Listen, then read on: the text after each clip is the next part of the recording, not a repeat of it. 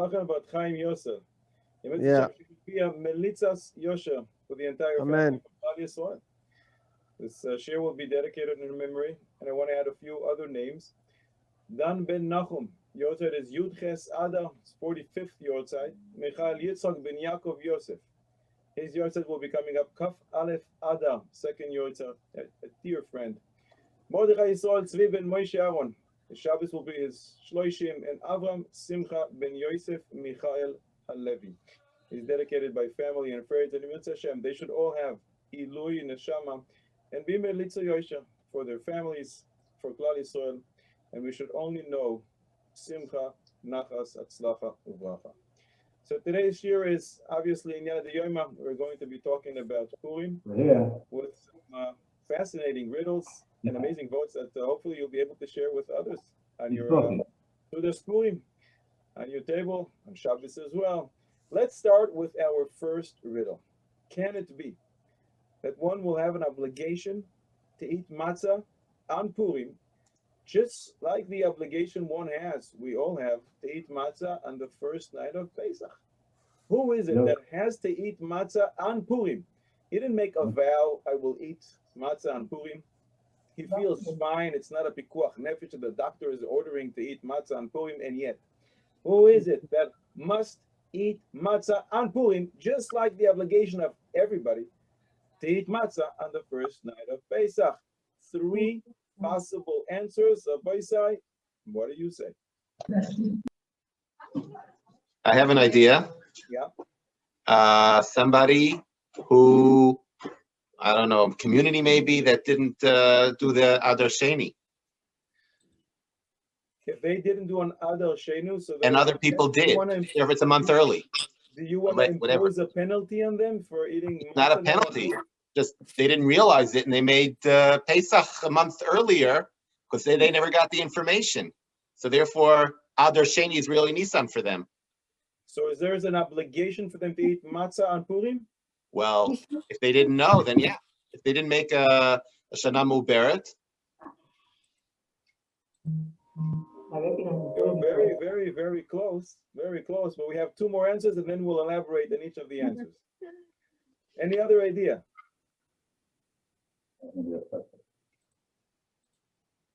Anyone? Let's start with the first easy answer. The Magen Avraham in Siman Taf Reish Pei Vav says if somebody had a miracle, somebody had, let's say, a heart attack and he survived. Something happened, a major miracle, and he survived. He makes a yontif for himself, and that is called a Purim. If this Purim happened to fall on Pesach, that's when the miracle happened. Obviously, he has to eat matzah on Purim. I'm sorry, if this Purim happened to fall on Pesach, so he's eating matzah on Purim. It really is Pesach, but for him, it is a Purim. But that's like a cute answer. The real two answers are a person who left his house at the end of Adar. He took a boat, he went to the desert. He doesn't have his smartphone with him. Can you imagine such a thing? A person leaving his house with no communication in the world. He doesn't know if Beis Din made a leap year, they added another month or not. So he goes after the chazaka of most years. And therefore he has to eat matzah on his Pesach. He assumes it's Pesach, even though the truth is he's not aware of it, but they did make it another month of Adar. They added another month. Really now it's Purim. So he must eat matzah on Purim. The third answer is a person who left his house before Purim. And he has a suffix. Did they make it a leap year or not? Since we have a suffix, a dioraisa, we go lechumra. Therefore, he has to eat matzah on Pesach because he assumes it's going to be Pesach, even though he didn't know. And really, they made it a leap year, and it's only Purim. So the Maaseh he is eating now matzah on Purim, and he also has to read the Megillah. So it's an interesting obligation he has on the same day to eat matzah and to read the Megillah. He's not sure if it's Pesach or it's Purim, but it's Safek Dioraisa. Safek Dioraisa lechumra, so he has to eat the matzah, even though technically speaking, it really is only Purim. Aboisai, the second question, it's not really a riddle, but let's see, maybe you can help me out. We all know Vashti was executed, but how was she executed? Did they burn her? We see a lot of hanging going on in the Megillah. They hung her. Did they use a sword, a rifle, a gun? How was Vashti executed? Anyone? Any idea? And of course, whatever you answer, you have to back it up with some documentations. You can't just tell me, how she was executed because you feel like it. How was Vashti executed? What do you say, my friends? You can unmute yourself and join and tell me what you think. How was Vashti executed? I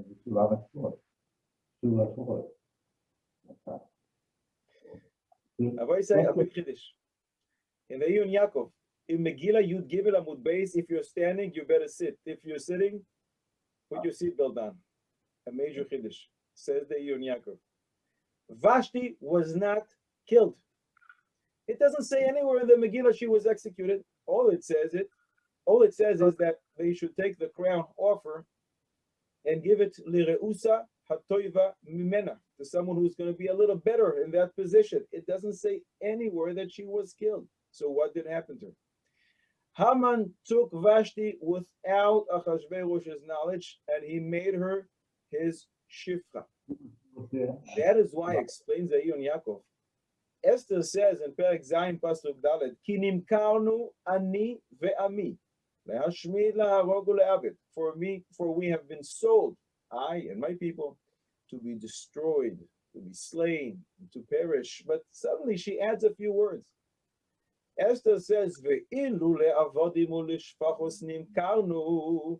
If it would be that we will only be sold to become slaves, I would be silent. Who gave her that idea? Why did Esther say this? What's the connection? Esther said, wait a second, I see this is the minhag here.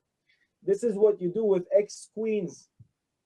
You make them the shifra. Haman is using Vashti as a shifra. That is why Achashverosh was fuming. He was so upset. And that's why he says to Haman, Hagam lichbosh es amalka imi babais. Vashti is not enough. You have one ex-queen, you want another? A tremendous chiddush from the Iyun Yaakov. According to that, Vashti was never executed. She was just serving as a shifra in the house of Haman. But since we're talking about Vashti, and now we mentioned Esther, let's ask a very interesting question about Esther Hamalka. Can it be that one will eat Esther Hamalka, and with that he will fulfill his obligation of eating maror on Pesach?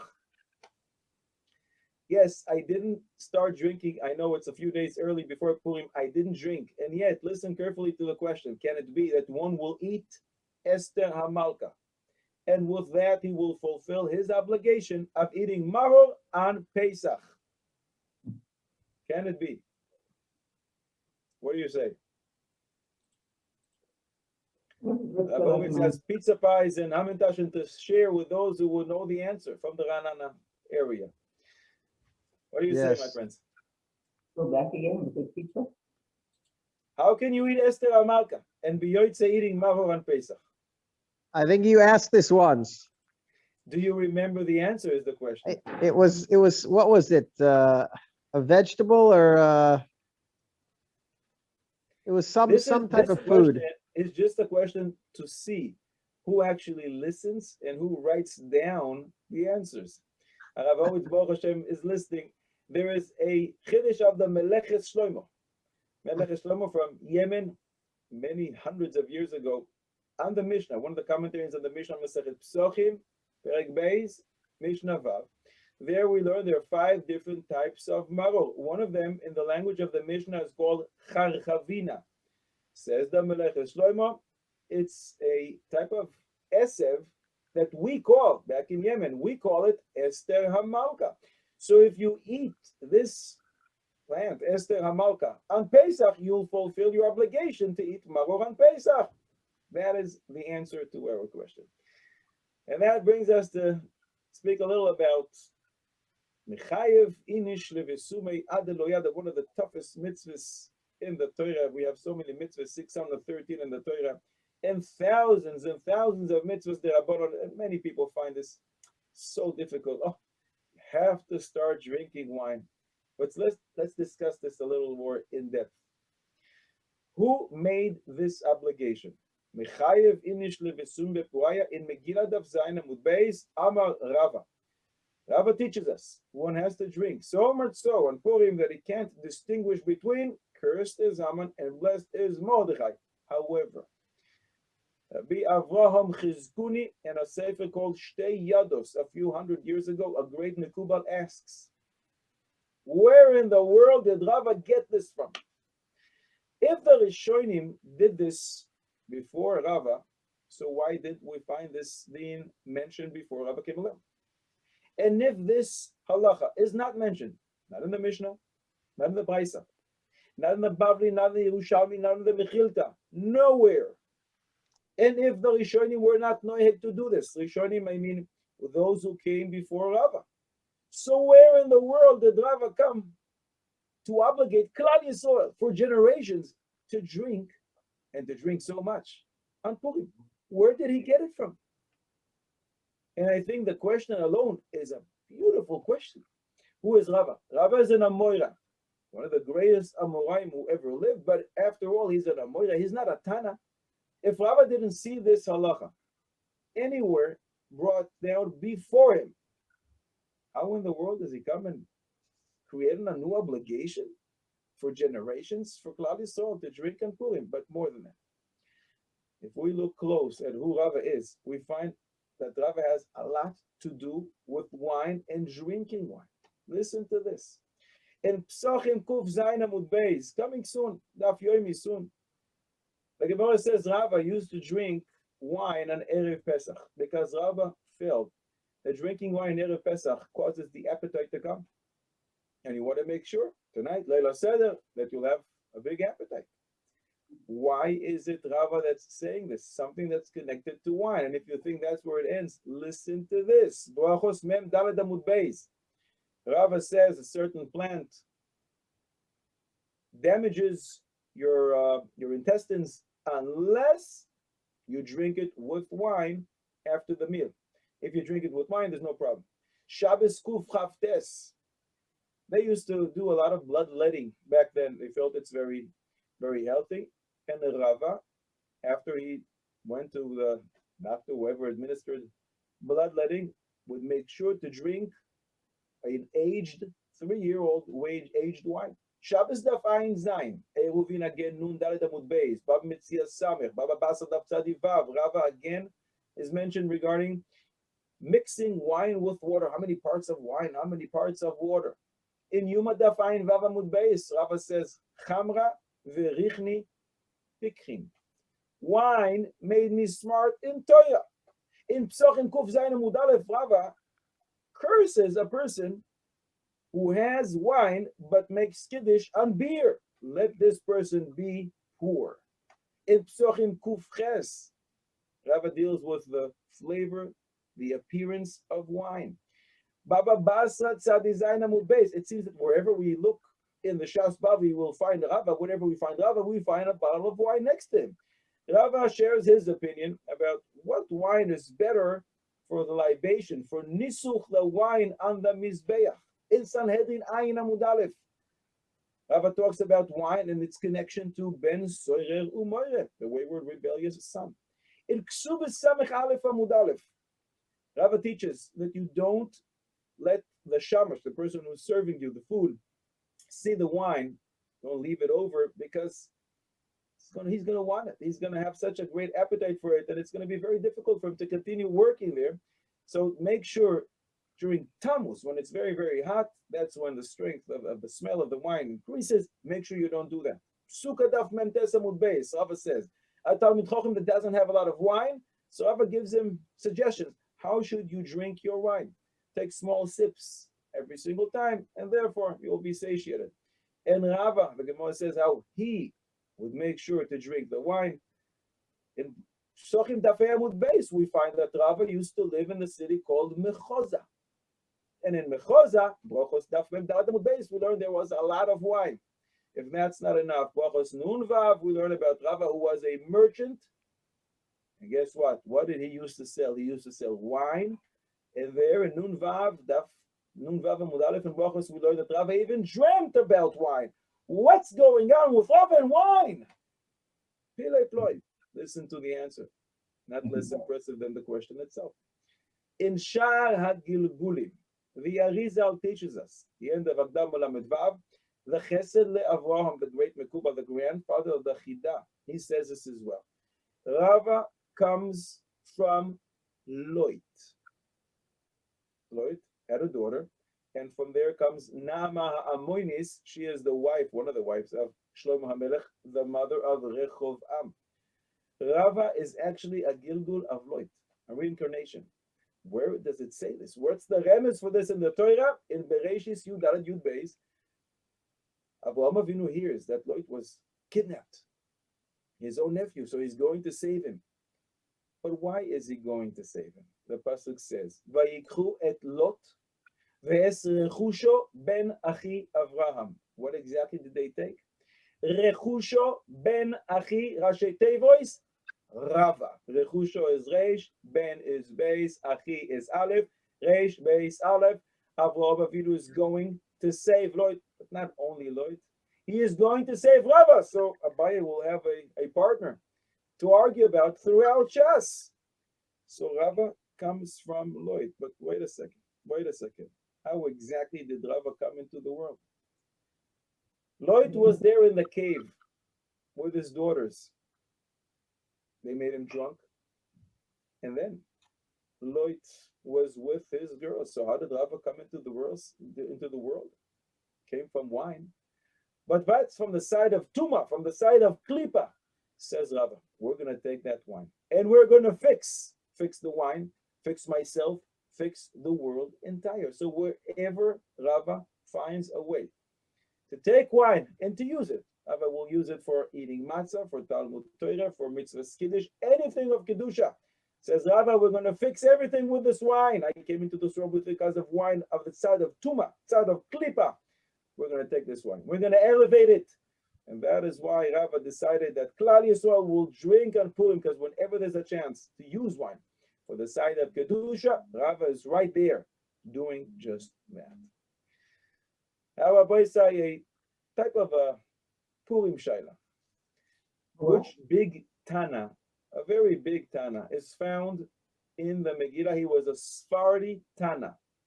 Now the question itself is very strange, because obviously the Tanaim came much later after the Megillah was written, and yet our question today is, which Sephardi Tana, a very big Tana, a Sephardi one, is mentioned in Megillas Esther? What do you say, Rabbi Say?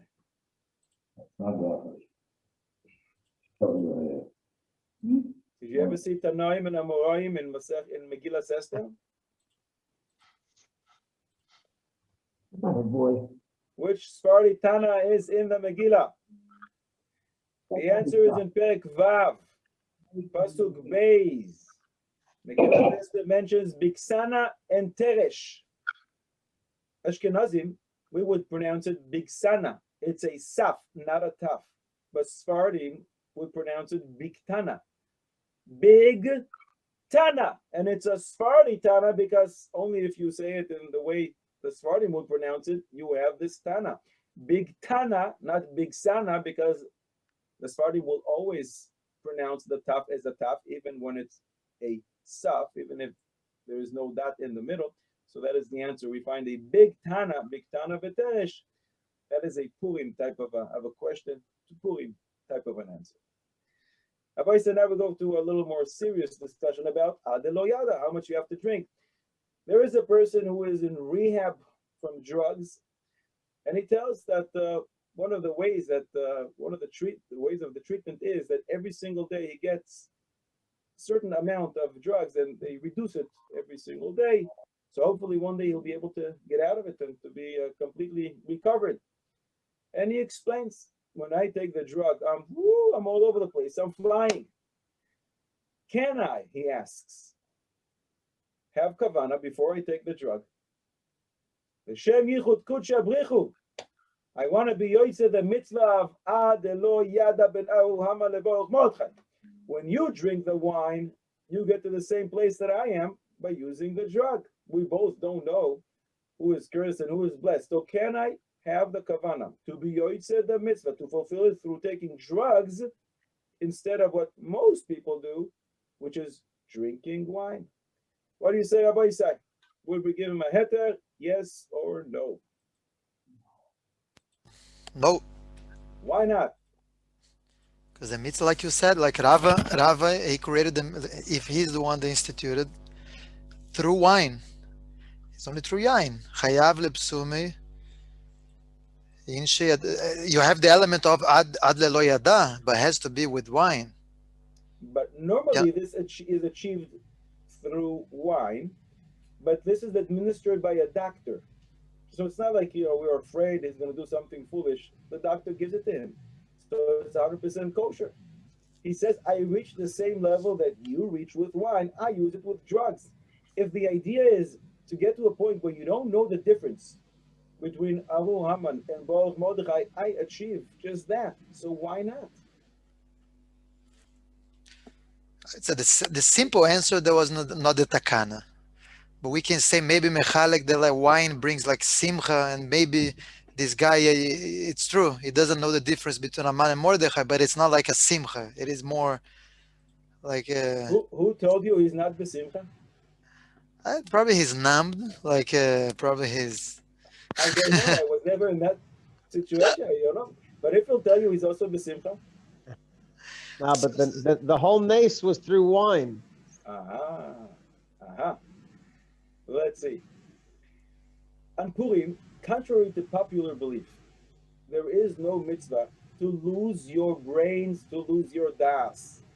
On Purim, there is an obligation to increase simcha, to increase drinking of wine. What is the shear? How much? Until you get to the point that you can distinguish between Aru Haman and Baruch Mordechai. But one who just loses his das is called a shoite, and he's patur from all the mitzvahs. There's no Indian, there's no mitzvah to lose your brains. Khalila. There's a mitzvah to be in great, great simcha. But more than that, many Rishonim, Rashi in Megillah Daf Zayin Amud Beis, Amud Aleph, the Rambam in Hilchos Megillah Perek Beis, Halacha Tetzvav, the Rokeach in Simen Reish Lamed Zayin, the Radbaz in Chelek Aleph Simen Tav Samech Beis, and others maintain that drinking wine on Purim is supposed to imitate and commemorate what happened back then, just like Rav Hovis just said. So you're only are yoitze when you drink wine and not other beverages. How much more so not with drugs? And many Rishonim say that you're only yoitze when you're doing it in the meal itself, in the seuda, just like the mishte hayayim. Therefore, young bachlim who go from house to house collecting money, and you go to somebody's house and they offer you some wine and they drink and they get shikar every single time. I know every single house they go. That's nothing to do with the mitzvah of chayav adam devesume puaya. That is in the seuda. So this person taking the drug is going to lose his brain, but that's not the mitzvah of the day. The mitzvah of the day is to be besimcha, to drink wine, to do it in the seuda. Since he is not doing all these things, it's not going to help him. We said that the obligation is to reach a certain shear. Adelo yada, until he doesn't know. Can't distinguish between Aru Haman to Baruch Mordechai. But there's a great interpretation of the Hagos, the Ephraim Zalman Margalios in Simen Tafrei Tzadi Hei Shulchan Aruch, and he says, I went to sleep at night and I saw in a vision. What does it really, really mean? Adelo yada. There's a machlokes throughout Shas. What does the word ad really mean? When I say, I'm going to drive ad Ra'anana. I'm going all the way to Ra'anana. What does that mean? Does that mean I'm going to go into the city? Or does that mean I'm going to stop at the gates to the city? Will I go inside ad ve'ad bichlal? Or does it mean ad ve'lo ad bichlal? I'm going to get to Ra'anana, but I'm not going to enter. Machlokes throughout Shas. Says the Yad Ephraim. I went to sleep at night, and they showed me that when it says, Rava teaches us, Chayav Adam Levesum Bepuaya, one has to drink and Purim. Ad de lo yada, until he can't distinguish, it's the ad velo ad bichlal, meaning you have to drink, but you have to stop at the gates of, if you drink one more glass of wine, then you won't know the difference between Aru Haman and Baruch Mordechai, but don't go in there. Don't go into the city, stop at the gates. In other words, don't lose your brains. You will always know the difference between Aru, Haman, and Baruch Mordechai. You reach Ad velo Ad Bichlav. Based on that, the Rema says over there in Tafrei Tzadihei, and that is the minhag of many, that you don't have to drink so much. Rather, what you do is you drink some wine, you become tired, you go to sleep. And when you sleep, you also can't distinguish between Aru, Haman, and Baruch Mordechai. So Maran Reb Chaim Kanievsky, a few years ago, and that's what he does, he drinks a little and goes to sleep. He went to sleep, but he couldn't fall asleep.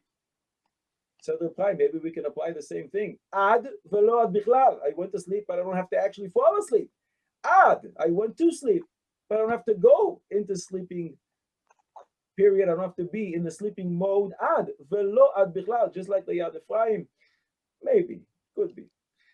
Rabbi Isaiah, a question, a riddle for Purim.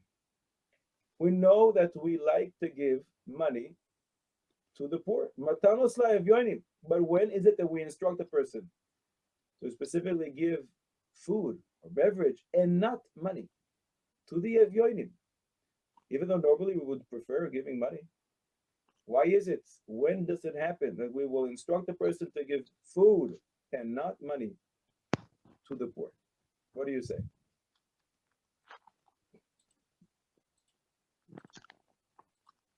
What do you say?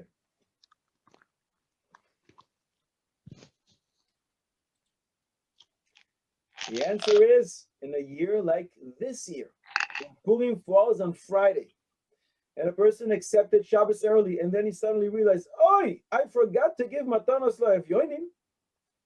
Money is muktzeh, and therefore we'll instruct him this year: you give food, beverage as matanos la'evyonim.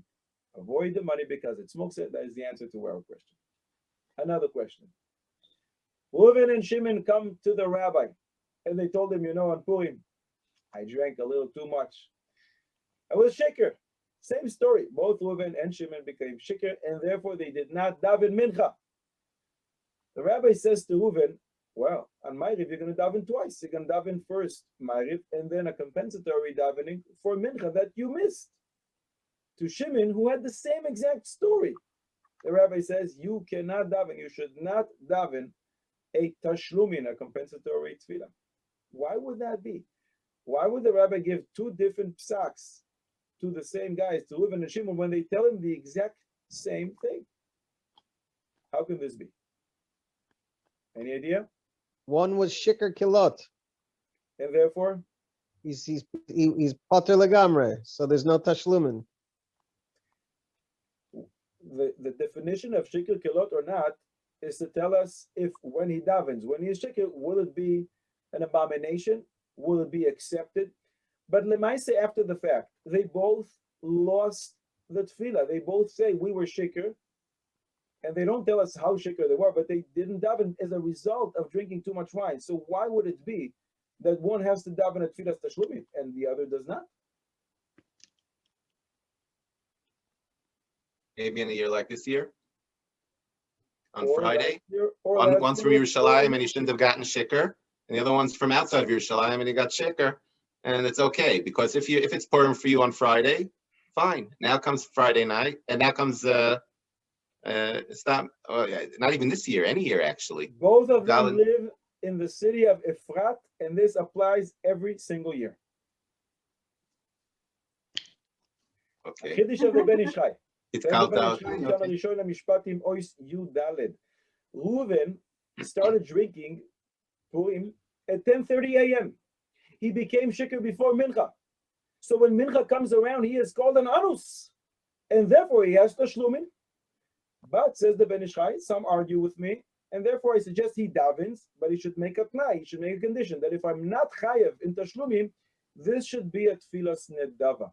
But Shimon became shikr after the time of mincha. He is considered a mazid. As a mazid, he does not have tashlumim, and therefore the rabbi told him, sorry, no go for you. You cannot daven a compensatory tefillah. That is the answer to that question. Another question. This year, everybody's going to read the Megillah on Friday. It's rare. The last time it happened, I think, was 13 years ago. That we have Purim on Friday, Purim and Meshulish in Yerushalayim. This year, everybody reads at Yud Daled Adar on Friday, but can it be that throughout Eretz Yisrael, everybody will read the Megillah on the 15th of Adar? Tes Vav Adar. Everybody is healthy. Everybody should read on the 15th. Can this ever happen? Including Efrat, including Yeah. Anna. How do you say, Rabbi Say? I would say it can't happen. In theory, it can, but it can't happen. In theory, it can. How? But it When? won't happen because if Yud Dalet is on Shabbat, Yeah. then wait, I don't know what we would do actually. In theory, if it came out on Yud Dalet on Shabbat, that means then Tet Vav Yerushalayim would definitely read. And I don't know if actually you read the Purim on the Yud Gimel or if you do it on Tet Vav. Yud Gimel. Yud Gimel, the day Yep. before? So that's not going to help us. Okay. So scratch that. Anyone? Any idea how is it possible that everybody in Eretz Yisrael will read and Tes Vav Adar? The answer is a great chiddush from Rav Shteiman Zecher Tzadik Livrocha. If Eretz Yisrael will become full of houses all over, it will all be considered like Yerushalayim. It's all samuch to Yerushalayim, and therefore everybody all over Eretz Yisrael will read like Yerushalayim and Tes Vav Adar, which have to daven that Imrit Hashem soon. Speedily nowadays, that in fact happens. Another question: can it ever be that you'll read Megillas Esther on Shabbos, even though we know there's a decree of Chazal that we should not read on Shabbos? You just mentioned before, let's say Purim falls on Shabbos. We don't read. Chazal decreed that we're afraid somebody's going to be carrying the Megillah for Amos B'Rishus Harabim, is going to go to the expert to teach him how to lay in it. So we do not read the Megillah on Shabbos. And yet, today I'm asking, can it be that one will read the Megillah on Shabbos? Make a mistake. In front of the basin, I'm sorry? in front of Sanhedrin. What's going to happen in front of Sanhedrin? Then there's not a chashash. He's going to run to the Bucky. Any source to say this magnificent chiddush that you just made up? I like the idea. They serve as if like shoymrim. But why are the Sanhedrin more of a shoymer than anyone else? Go to your local rabbi and say, Rabbi, I'm assigning you as my shoymer now. Go to your father, go to your friend. Take 16 people and you are my shomer. Make sure that I don't carry. If that works, so it works all over. Why would the Sanhedrin have more power to be a shomer than anyone else, unless you have a source to say such a great chiddush? Well, they used to blow shofar on Shabbat in the Beis Hamikdash Why is that? because there was no chashash that they would carry. Is that the reason, or because there's no shvusim in Beis Hamikdash? No. What? Okay, there's no, I don't know which one, I'm not sure. There's no shvus in Beis Hamikdash. Okay. Here is the answer. In Siman Taf Reish Tzadi Beis Seif Dalet, we learn that a person who's an anus, I'm talking now about Tuesday. Purim is on Tuesday this year. A person who's an anus and he can't read on Tuesday is allowed to read early miplag mincha.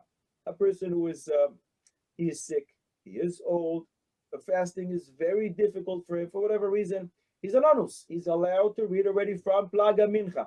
Says the Chassam Sofer in his Agaos or Chaim Siman Taf Reish Peiches, and the year that you read the Megillah on Motzi Shabbos, which is on Sunday, the anus is allowed to read the Megillah before Shabbos ends from plaga mincha, an hour and 15 before Motzei Shabbos. Why? Says the Chassam Sofer, because Chazal never decreed on the Yachid on something which is not common. A big chiddush. The Magen Avraham in Tafrei Tzadi Beis Seif Vav argues and says, no, there's no proof. Once Chazal said something, you're not allowed to read on Shabbos, it's an all-encompassing. You're never allowed to read on Shabbos, but according to the Chassam Sofer, this would be one answer, but there's another option. Purim is like this year on Friday, and you didn't have a chance to read the Megillah. You didn't have a Megillah, and somebody's running over, huffing and puffing, and he's bringing you the Megillah, but you already accepted Shabbos, early Shabbos. Says the Pri Megodim in Siman Taf Reish Tzadi Beis, read it now without a bracha. And that din will still apply if it's already bein hashmashos. And this is similar to the mission of Hura that brings in the name of the Taz in Siman Taf Reish Seif Zayin regarding Rosh Hashanah. Second day of Rosh Hashanah is on Friday. And for whatever reason, you didn't have a shofar. They didn't blow the shofar. And you already accepted early Shabbos. Blow the shofar now without a bracha. Same thing would apply to the Megillah. Two possible answers how you can read the Megillah on Shabbos. Another interesting question for Purim. How is it possible that one does not give Shalach Manos, but is yoytze his obligation to give Mishloach Manos? He didn't give Mishloach Manos, but is yoytze his obligation to give Mishloach Manos. The recipient Strange. did not want to take it. What's that? The recipient did not agree to take it. The recipient did not agree to take it, or he is moichel, or he says, it's as if I accepted it. So then he is yoytze according to some. But my question is, he never gave anything. It's not that he gave and the recipient says, thank you, no thank you. He didn't give anything, and yet he is yoytze. How is this possible? Machlif the Sudas. Every year they would go back and forth to each other for the What does Suda. that mean? You're machlif the Suda. You're sending us to Megillah Daf Zayin Amud Beis. I give my Suda to you, and you give it back to me. So I actually gave you something. When you gave it to me, it became mine. I'm the owner's. Now I give it back to you. Lemaisa, we exchanged, but I did give you something which belonged to me. My question is, in a case that a person never, nothing of his, Maybe, his pocket or lived as his domain, he didn't give anything, and yet he maybe he's an Adam Chashiv, like the Sugi and Kedushin. Aha! Rav Loring, 15 points. What does Rav Loring mean? In Maseches Kiddushin, we learn that if a woman gives something to an Adam Chashuv, an important, distinguished individual, that normally does not receive gifts, but he agreed to receive it from her. This is a benefit. This is a hana for her to say, look, he agreed to take something from me. It's chashivus. This is valuable. It's shve pruta, and she is mekudeshes. Based on this, says the Piskei Tshuva, not Piskei Tshuvos, Piskei Tshuva, Pietrikov, about 100 years ago, in Simen Kuf Mem, if the Adam Chashuv accepted Mishloach Manos, the one who gave it to him is really excited. Look, I gave a Mishloach Manos to Reb Chaim Kanievsky. It's worth something, this hana. And therefore, the Adam Chashuv is yoytze as if he gave back to the person, even though he didn't give anything. All he gave is his acceptance, his agreement to take from you. It's valuable to the one who gave him. And therefore, it's considered as if he gave as well. And that is a big chiddush. But what did he give him? He actually gave him his shavius, not food. He just gave him like a monetary value. He didn't actually give him food. He didn't give him anything. The recipient decides that for me, this is worth something. I think it's hard to understand according to the reason of Trumas Hadeshen. There's two reasons for Mishloach Manos. The simple reason of Trumas Hadeshen that what you will have, what to eat for your Suda. The Manos Halevi's reason for Shloach Manos is to increase Achdus and unity in Klal Yisrael. But according to the Trumas Hadeshen's reasoning, that the recipient will have what to eat, how exactly is he going to eat? The benefit, the enjoyment that he has, knowing that the Adam Chashuv received his Mishloach Manos, I don't know how that works, but according to the Manos Halevi, it surely does work. It increases Achdus, unity and love in Klal Yisrael. Now listen to this. How is it possible that a person gives Matanos LaEvyonim to one Evyon, to one poor person, and yet he is Yoitze giving Matanos LaEvyonim, and as we know, Matanos LaEvyonim has to be given to two people, to two poor people. He gave it to one person, and he's Yoitze's obligation to give Matanos LaEvyonim to two people. How in the world does this work? It's a family. What about family? Like he, his wife, his kids. What So about everybody's his enjoying. family? What about his family and kids? If he gave it to one person only, how can it be counted as if he gave it to two people? Because they're all benefiting. The family. Matanos LaEvyonim means you have to give to a poor person. Whatever happens afterwards, how many people will benefit in the poor person's family? That's his problem, not mine. I have an obligation to give a certain amount, matanos levianim, to two individuals. But here, he only gave to one, and he is yoitze as if he gave to two. How does that work?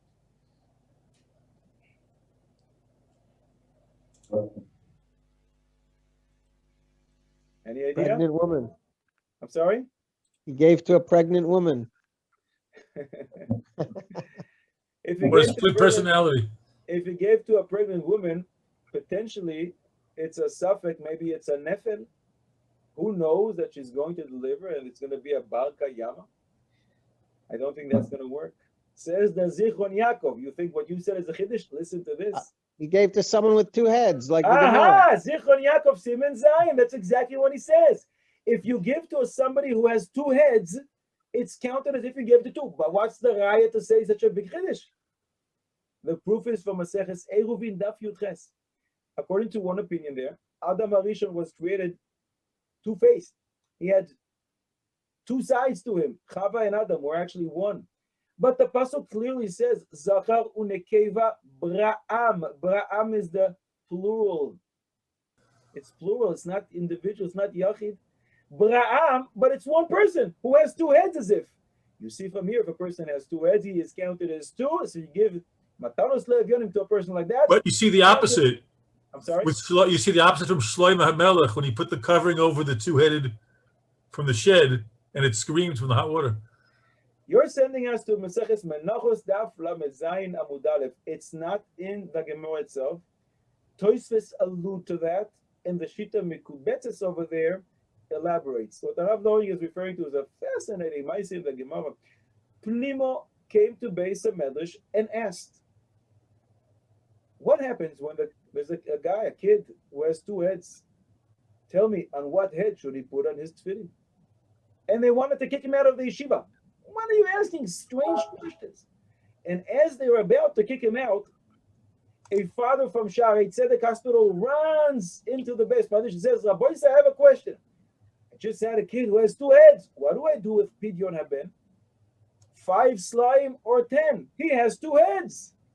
So this question was answered very easily. The pasuk says, "Legul goles." It has to do with a skull. If he has two skulls, so you have to give 10 salayim. Says the Tosfos over there. Tosfos reminds us of a ma'aseh that happened, but very in short. The Shita Mikubetzes explains. Ashmedai, the king of Shadim, the king of demons, took out a person from under the earth, a person who had two heads, and he married a normal lady, a one-headed lady. They had one kid who was just like the father, two heads. They had another kid who was normal. Then this two-headed father died, and the two kids, or should I say the three kids, came to start arguing. Who should get the Yerusha? The two-headed kid said, wait a second, I'm two. I get 2 parts of the Yerusha. The other kid said, no, you're not. You're just like me. You just happen to have 2 heads. You get 1 portion of the Yerusha, and I get the other. They didn't know what to do. They went to Shlomo HaMelech. Shlomo HaMelech, with his great wisdom, said, let's cover the head of the guy who has 2 heads. We're going to cover 1 head with a cloth.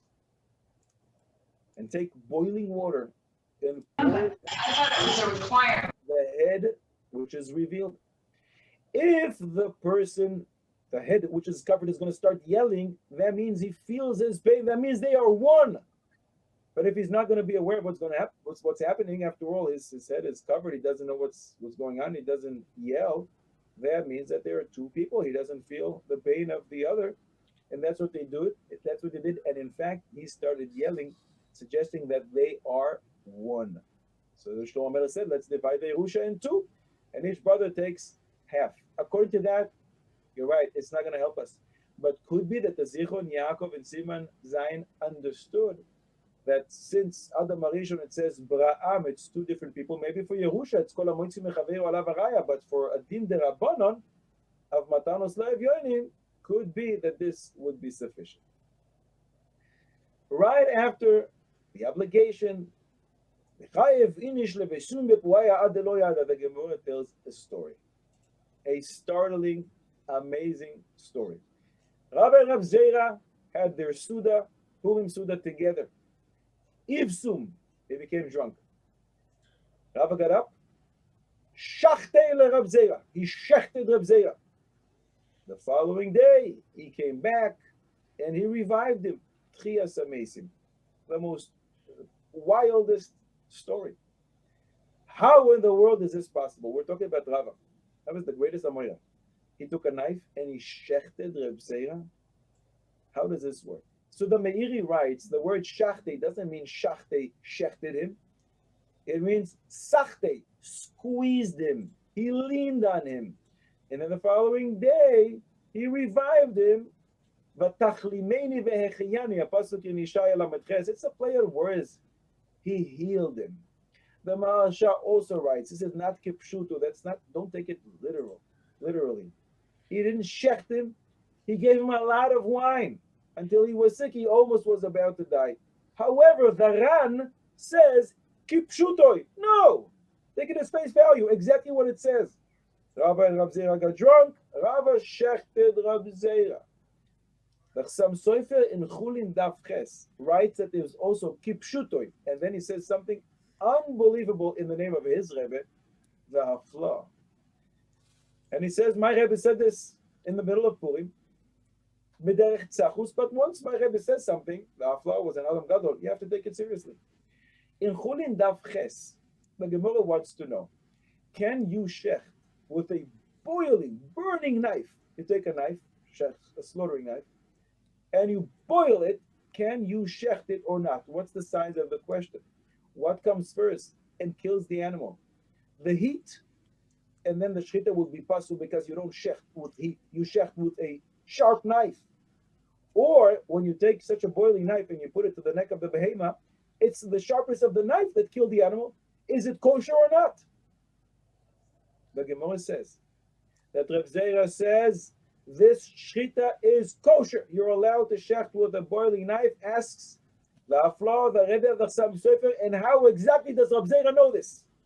How does Reb Zera know that when you take a boiling knife and you put it to the neck of a behema, it's the sharpness of the knife that killed the animal and not the heat? How does he know? Listen to this. Reb Zera knew. Because back then, in Megillah Daf Zayin Amud Beis, with that Seuda, Rava and Reb Zera, when it says that Rava shechted Reb Zera, it was with a boiling knife, and Reb Zera remembered. He felt the sharpness of the knife touching him and killing him before the heat, and therefore Reb Zera says in Maseches Chulin that you're allowed to shech this way, and it is kosher. Mind-boggling. Reb Shlomo Zalman Auerbach has a big chiddush, invention. He says Rava and Reb Zera argued in Limud. They were having their Purim Seuda and they started arguing, and after one extra glass of wine, Rava says something which is not really a kavadika way to say to Reb Zera. Reb Zera got embarrassed. And in Bab Metzia Daf Nunches Amud Beis, we learn that one who is malbin pnei chaveiro is counted as if it's shoifech damim. If you embarrass your friend publicly, it's counted as if you killed him. Rava is if shechted Reb Zera by saying something which he wasn't supposed to. The following day, Rava came to Reb Zera and says, I'm really sorry. I don't think I should have said what I said yesterday. Are you moichel me? And with that, it's counted as if he revived him. Tchias Hamesi. But what if, in fact, it happened? In fact, Reb Zera died.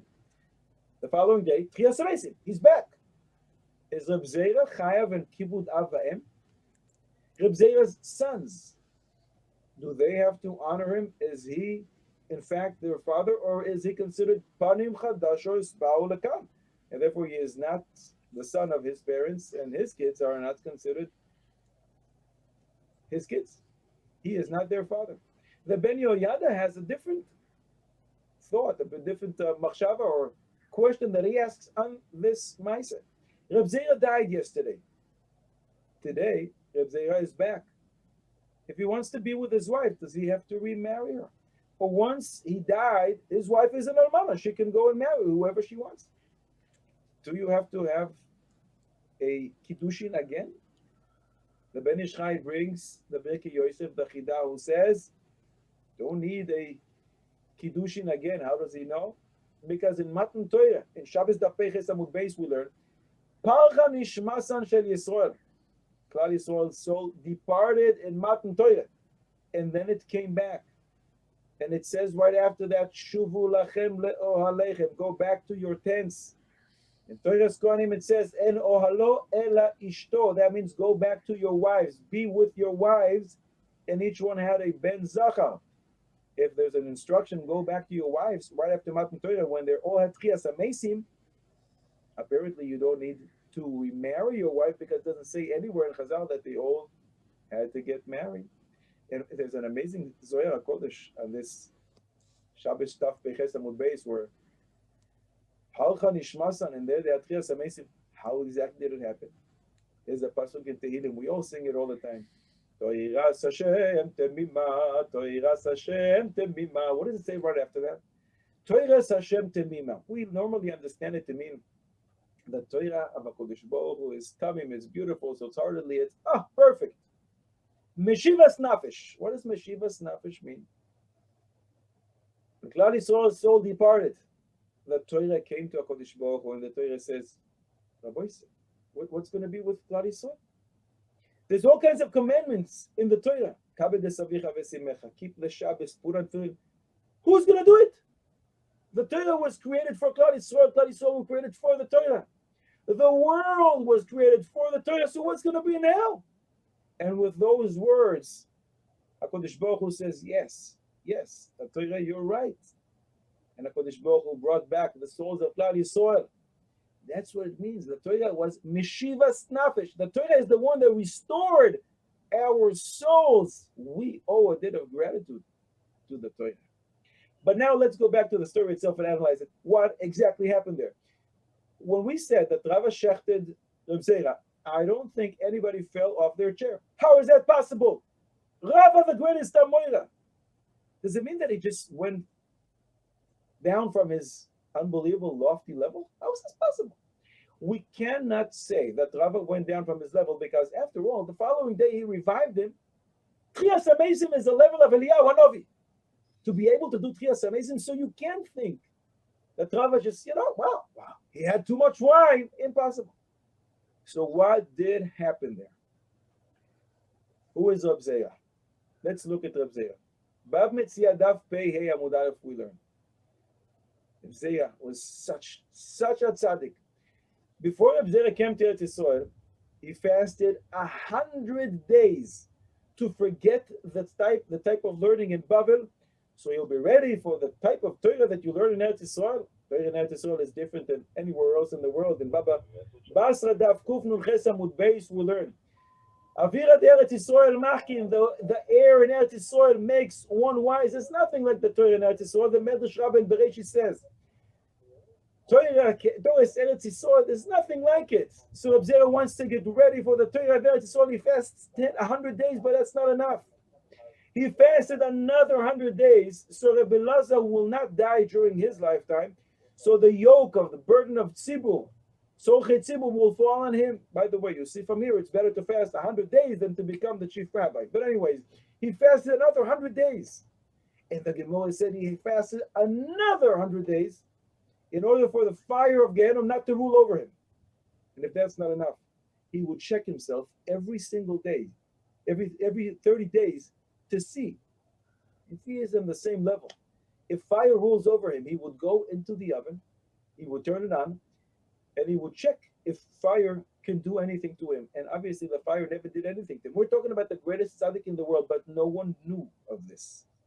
Reb Zera was not only a greatest tzaddik, he was so humble. He didn't publicize this. The only one who knew about this was Rava, his best friend. Now, during this Seudas Purim, after Rava drank a little too much wine, Rava says to all those who are present, do you know who this tzaddik is? Reb Zera is sitting right here. And he started praising Reb Zera and said, do you know that he goes into the oven once in 30 days to check what the fire does to him, and he is never burnt? And they all look at him, wow, this is unbelievable. Is this really so? And Rava wants to prove his point. And Rava did a kal v'chomer. Rava said, wait a second. In Sanhedrin, Daf Mem Tes Amud Beis, we learned the prioritization of Arba Misos Beis Din, Sreifa, is more chamor than saif. Everybody agrees, whether Tanakama or Reb Shimon back there in Sanhedrin, that sreif, a fire, is worse than a sword, than a saif. Says Rava to himself, if fire doesn't rule over my friend Reb Zera, obviously saif, the sword, won't be able to touch him. So let me take a sword and I'll try to shecht it, and you guys will see that this guy is untouchable.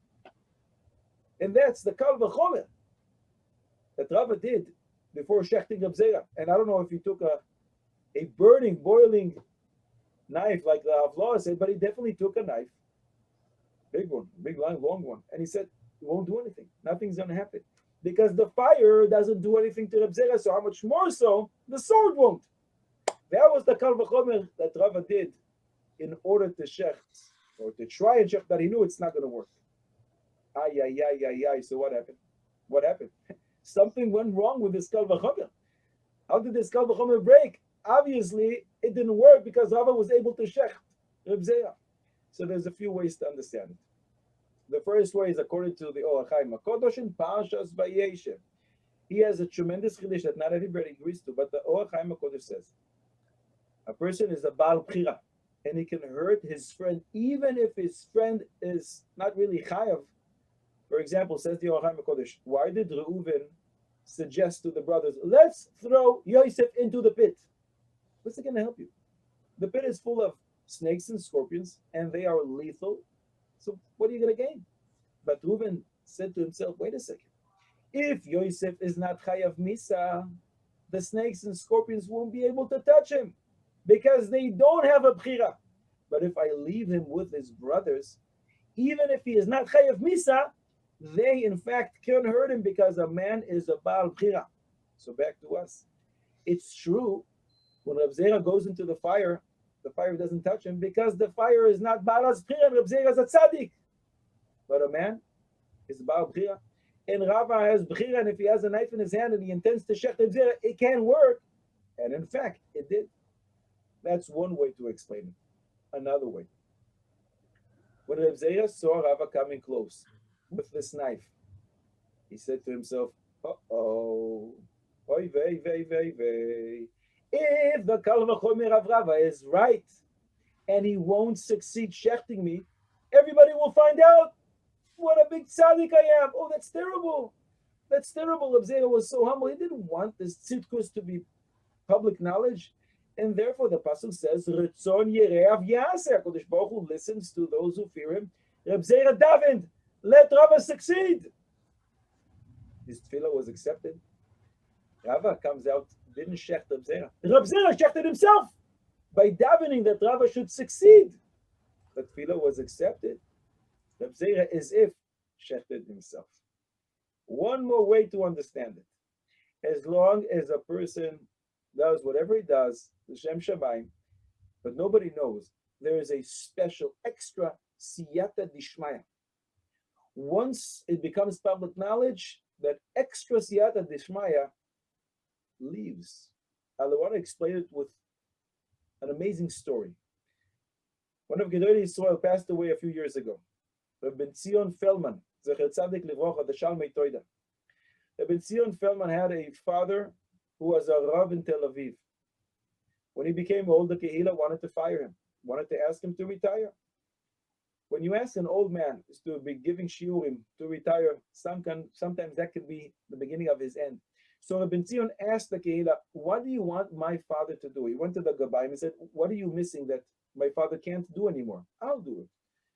And they said, he needs to give a shiur on Shabbos and Chumash and Daf Yomi and this and that. Says Rabbi Zion Feldman, I'll do it. And get this, for the next 15 years, more than 750 Shabbosos, he walked from Bnei Brak to Tel Aviv every single Shabbos back and forth, more than an hour and a half. Back and forth. And he gave the shiurim 15 years. Once when he was walking, he met the Ger Rebbe, the Beis Yisrael. And the Beis Yisrael asked him, where are you going? He said, I'm going to visit my father in Tel Aviv. And the Rebbe says, well, you're not afraid? You're going to see Chilul Shabbos on the way. You're going to maybe see what you're not allowed to see with your eyes. So he said, so what should I do? And the Beis Yisrael told him, I have a way to do it, to go to Tel Aviv to where you need to go, and I'll tell you what streets to take. And in fact, he took those streets, and thereafter he never saw Chilul Shabbos. He never saw what you're not allowed to see. But more than that, for 15 years, not even one drop of water fell on Rabbi Zion Feldman. He was going an hour and a half each direction on Shabbos. How do we know this? And what happened? All this was told by Rabbi Zion Feldman's son. After 15 years, a guy comes to Rabbi Zion Feldman and says, you know, Rebbe, maybe you can give me some chizuk. I find it very difficult. The mitzvah of kibudav is very, very hard for me. My father is driving me nuts. Give me some chizuk. And Rabbi Zion Feldman talked to him about the chashivus of the mitzvah and how important it is, but this wasn't enough. He needed more chizuk. So Rabbi Zion Feldman tells him, I'll tell you something about myself. You know, it's been more than 15 years that I walk every single Shabbos, summer, winter, doesn't make a difference. And not even one drop of rain ever fell on me. Wow, that's amazing. But from the day that he told this story, the miracle stopped. The following Shabbos, he went again back to his father, and it was pouring. And Rabbi Zion Feldman got soaked. It wasn't shaykh to go back home. He had to stay there until Motzei Shabbos, and he took a car back home. But he did so l'shem shamayim, yes. But as soon as it became public knowledge, the extra siyata d'ishmaya that he had until now left. And so it is in our case. The fire did not rule over Reb Zera as long as his tzidkus did not become publicized. But once it did, after all, in the Seudah, Rava was telling everybody, look what a tzaddik is sitting here. Oh, you know, he does this and he does that. From that point on, that extra siyata d'ishmaya leaves. And now even the sword, and maybe even fire, can hurt Reb Zera. I want to end with one thought, which is shaykh to Purim, shaykh to Inyan Yoima. There's a sefer, which I highly recommend, called Alai Merorois. These are words from a pasuk in Eov. On me came all the bitter things that can possibly happen. That is what the Moshe Aronson decided to call his sefer. It's a Holocaust survivor. He was in the camps, and he wrote like a diary. Whatever happened to him, he wrote down all the shilas that he was asked, horrific shilas, all the experiences that he had. It's a fascinating sefer. Alai Meroiros. After the Holocaust, he became a Rav. He came to Petach Tikva. He became a Rav there. So he tells there that in Chodesh Adar, Tav Shin Beis, March 1942, to the Goyish account, he found out about the Nazis' plan to kill all the Jews in Poland. Until then, many, in fact, believed that they're going to a working camp. They're going to be working. Who could fathom the idea that the Nazis were trying to eradicate Klal Yisrael? So when he found out, he wrote a letter to his Rebbe, Reb David Bornstein, the third Sochotchover Rebbe, the grandson of the Avnei Nezer, the son of the Shem Shmuel. He wanted to tell him what's going on, and he wanted chizuk. But he can't write everything that was revealed to him, because if the Nazis are going to find out, it's going to be the end. So he wrote to him in a secret, in a code, and he wrote like this. Aunt Esther from Megillah Street, Building 7, Apartment 4, came to visit. What he meant to tell the Rebbe is, look at Megillah Esther, the 4th chapter, the 7th chapter, the 4th pasuk. There, Esther says, and this is a pasuk we already mentioned earlier,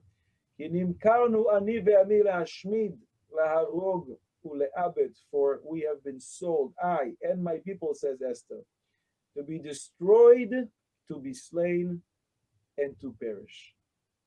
The Rebbe wrote him an answer back. He also wrote, writing clues, hinting to what you need to do. And he writes in the letter, you have to be mischazek, and you have to play the great masterpiece of our grandfather. Play the piece that our grandfather wrote, the 23rd piece, the 4th segment. He was referring to Tehillim. Our grandfather David HaMelech wrote in Perek Chav Gimel, Pasuk Dalet, Gam ki elech begeitz al maves, even if I walk in the shadow of death, lo ira ra, I will not fear. But why? Ki ata imadi, because you, HaKadosh Baruch Hu, are with me. The pasuk continues. The following pasuk says, Shivtecha u'mishantecha, hema yenachamuni. Your staff and your rod, they give me comfort. I understand shivtecha, I understand mishantecha. Will give me comfort. Shivtecha, the stick with which you hit me, that gives one comfort? Yes. Because it means even though Kodesh Baruch Hu's world is so huge, so many people, so many galaxies, Kodesh Baruch Hu stopped everything. And when one goes through difficult times, he has to be thinking, HaKadosh Baruch Hu is thinking about me now. This is apparently what I need. A gift from HaKadosh Baruch Hu. HaKadosh Baruch Hu stopped everything and is just thinking about me. That gives us chizuk. And during these days, we have to be stronger, to get stronger chizuk with this piece of our grandfather. Chaf Gimel, Pasuk Dalet. We see so much loss around us. More than 5,400 people perished from this pandemic of the coronavirus. So many people are suffering. So many people lost their parnasa. So many people are in pain and agony. Life is not the same.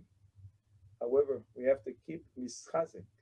We have to be mischazek, chazek ourselves, be mischazek others. Gam ki eilech begates al maves. Even if I walk in the shadow of death, lo yirah, I will not fear. But why? Ki ata imadi, because you are with me. HaKadosh Baruch Hu is always with us. And I think that is the message of Purim. Even when we don't see HaKadosh Baruch Hu, Megillas Esther, Megillah is to reveal. Esther is from the language of Hester, concealment, even when we don't see HaKadosh Baruch Hu. Ki ata imadi, HaKadosh Baruch Hu is always with us. Mitzvah Shem, we should all enjoy listige Purim. Feilige Purim, we should have a tremendous, tremendous simcha in our hearts, not only on Purim, even today, starting today. But this simcha should carry throughout the month, throughout the year. And the Mitzvah Shem, without simcha, we will go from simcha to the greatest simcha, to the ultimate simcha, dancing and celebrating with Mashiach Tzidkenu Bekarov B'Yameinu. Amen ve'amen.